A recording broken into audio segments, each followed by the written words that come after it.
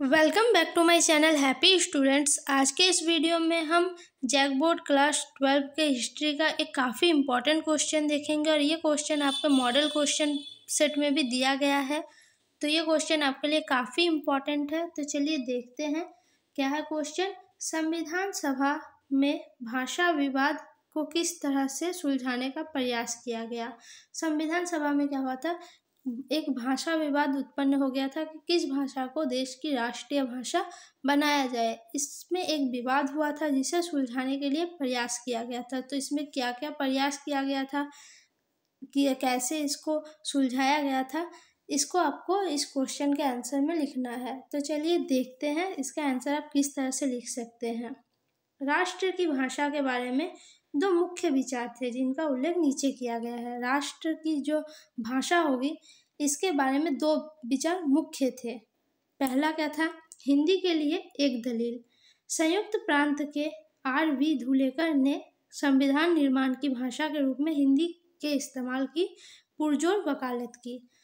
एक था हिंदी के लिए दलील, तो क्या था इसमें, संयुक्त प्रांत के जो R.V. धुलेकर थे वे संविधान निर्माण की भाषा के रूप में हिंदी के इस्तेमाल को जोड़ दे रहे थे। वे चाहते थे कि हिंदी को राष्ट्रभाषा घोषित किया जाए। उनका मानना था कि हिंदी को ही राष्ट्रभाषा बनाना चाहिए। और दूसरा जो विचार था वो था प्रभुत्व का भय। अब इसमें क्या था, मद्रास की श्रीमती दुर्गाबाई ने अपनी चिंताएं व्यक्त की। उन्होंने सदन को बताया कि दक्षिण में हिंदी का कड़ा विरोध हो रहा है।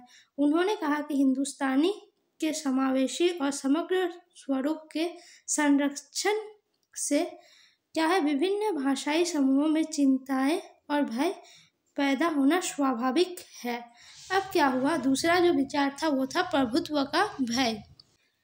इसमें मद्रास की जो श्रीमती दुर्गाबाई थी उन्होंने अपनी चिंताएं व्यक्त की। उन्होंने सदन को बताया कि दक्षिण भारत में क्या हो रहा है, हिंदी का काफ़ी विरोध हो रहा है और इसलिए उन्होंने कहा कि हिंदुस्तानी के समावेशी और समग्र स्वरूप के क्षरण से विभिन्न भाषाई समूहों में चिंताएं और भय पैदा होना स्वाभाविक है।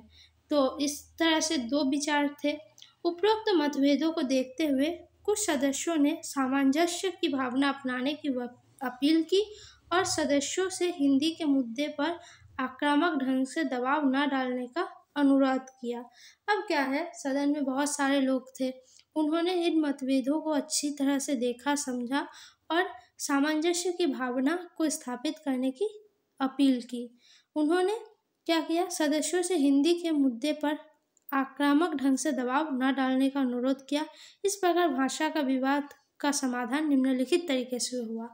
अब समाधान क्या निकला तो इसको हम आगे देखेंगे।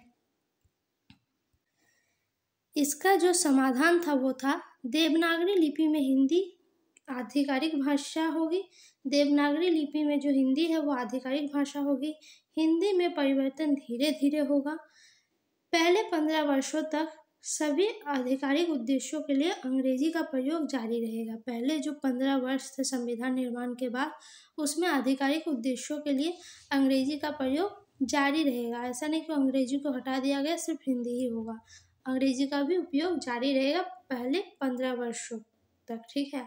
उसके बाद है, प्रत्येक प्रांत को अपने प्रांत के भीतर आधिकारिक कार्य के लिए एक क्षेत्रीय भाषा चुनने की अनुमति दी गई और प्रत्येक प्रांत को यह भी अधिकार दिया गया कि उस प्रांत का जो क्षेत्रीय भाषा है वो भी आधिकारिक भाषा के रूप में व्यक्ति चुन सकता है। इसका अधिकार भी दिया गया है। जैसे अगर आप झारखंड में है, अगर आपको संथाली चुनना है तो आप संथाली को भी भाषा के रूप में चुन सकते हैं आधिकारिक कार्यों के लिए। तो इस तरह से क्या है, इस विचार को रखा गया ताकि किसी को भी आगे जाके समस्या ना हो। इस प्रकार हिंदी को राष्ट्रीय भाषा के बजाय आधिकारिक भाषा के रूप में संदर्भित किया गया। इस प्रकार से क्या हुआ, हिंदी को राष्ट्रीय भाषा ना बनाकर आधिकारिक भाषा का दर्जा दिया गया और आशा की गई कि यह सभी को स्वीकार्य होगी और आशा किया गया जो इससे किसी को भी कोई प्रॉब्लम ना हो और किसी को भी इसके लिए आप अपना जो वक्तव्य है वो दबे उसका।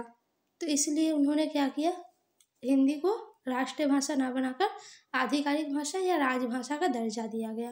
तो इसीलिए हम कह सकते हैं कि इस तरह से संविधान सभा का जो समिति था उन्होंने भाषा विवाद को हल किया। तो आपको ये आंसर कैसा लगा कमेंट में ज़रूर बताइएगा। वीडियो अच्छी लगे तो वीडियो को लाइक कमेंट शेयर और चैनल को सब्सक्राइब जरूर कीजिए। धन्यवाद।